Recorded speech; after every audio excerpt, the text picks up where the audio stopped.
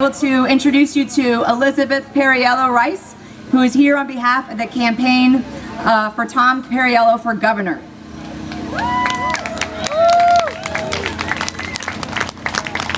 Good morning, climate activists. It is so exciting to be here because we know that the resistance is working. We are evidence of it. We're not getting tired. We probably were all here for the Women's March and thought, well, people keep showing up, and look around. They're still showing up. So thanks for giving up a beautiful Saturday for standing for our climate. My name is Elizabeth Perriello Rice, and I'm here on behalf of my brother Tom Perriello, who's running for governor, and he will be here to march with us in a few hours.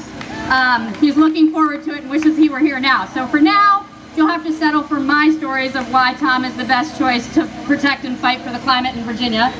And I'm not as polished as our previous fabulous delegate candidate, so I have to have notes because I'm not a politician, so bear with me. Tom has been an environmentalist all his life, from when he was a Boy Scout to his time in college running the Yale Student Environmental Coalition. He was green before it was mainstream, as we say in our family. I'm the oldest of the 4 Perriello children, and Tom is the youngest. But that did not stop him from telling us that we couldn't take straws at McDonald's and that we were not allowed to use paper towels in our house, even in 4th grade.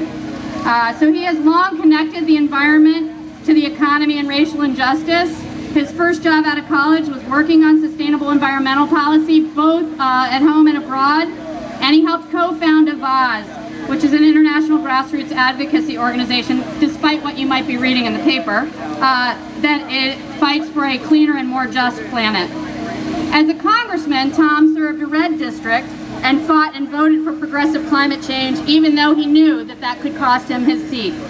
So Tom is the godfather of my older daughter, and he gave her the Lorax as one of her first books.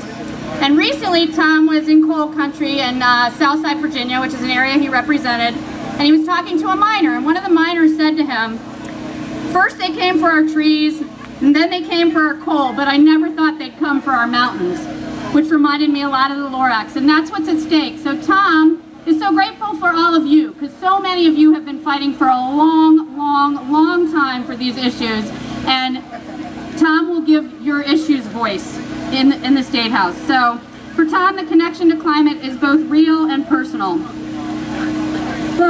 Sorry, I gotta see what else I gotta say here. He is a bold leader, and he's not afraid to take bold positions. As most of you probably know, he was the first major candidate to come out against the pipelines,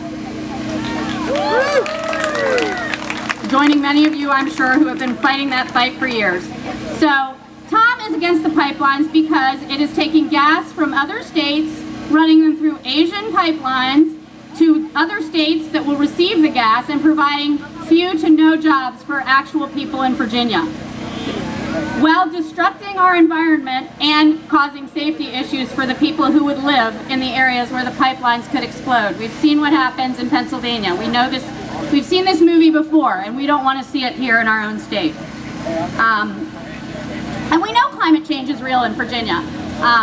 Mr. Trump, climate change is real, and if you don't believe him, ask the people, ask my friends in Gloucester who lost their home in Hurricane Irene.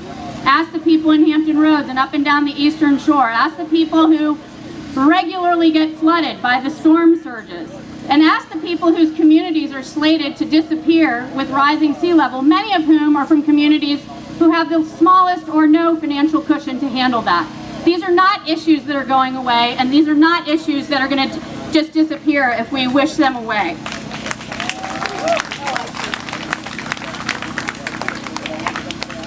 All right, just a few more things. You guys know all this stuff anyway. So Donald Trump is already undoing Obama's efforts, or trying to undo Obama's efforts to fight climate change internationally and to dismantle our green economy. Anyone who reads the paper knows, where are the new jobs? Clean energy. Where are there more jobs? Fossil fuel or clean energy? Tom embraces innovative solutions, and he always has. When he was working in Southside, Virginia, he was already working with coal miners who know that their jobs aren't going overseas, their jobs are going to new technology.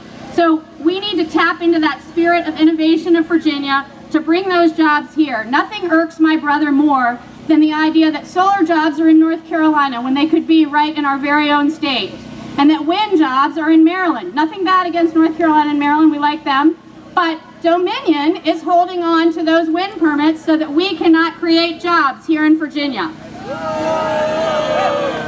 So that's why it's critically important that my brother has joined these other delegate candidates in being the first major candidate to say he will accept no Dominion money. Which means that he will work for you, the residents and the citizens of Virginia, not for corporations. And Tom will work with anybody who's interested in bringing good jobs to Virginia while protecting people's safety, people's access to good jobs, and the climate. So he's negotiated with African dictators, and I can tell you he's not going to be afraid of Dominion if he's not afraid of them. So we know that this is very possible. We have the best entrepreneurs and innovators in Virginia. We just need the political will, which is why it's so important to take back the House of Delegates in 2017. Dominion gives to almost everyone in Virginia politics because they want control in Richmond. But Tom is Dominion's worst nightmare. The last thing, I think, here we go.